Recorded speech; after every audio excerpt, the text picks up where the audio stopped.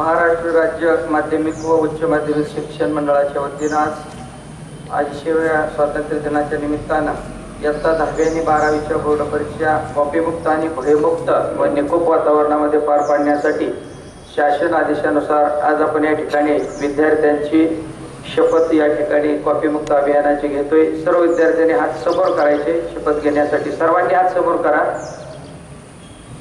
मी पुढे म्हणतोय त्याच्या पाठीमागे सगळ्यांनी म्हणायचं, मी शपथ घेतो की मी फेब्रुवारी-मार्च 2027च्या इयत्ता 12वी परीक्षेस परिपूर्ण अभ्यास करूनच सामोरे जाईन। मी उत्तीर्ण होण्यासाठी परीक्षेत कोणत्याही गैरमार्गाचा अवलंब करणार नाही किंवा परीक्षेपूर्वी गैरमार्गाचा विचारही करणार नाही। जर कोणी गैरमार्गाचा विचार करत असेल तर त्या गैरमार्गापासून परावृत्त करेल।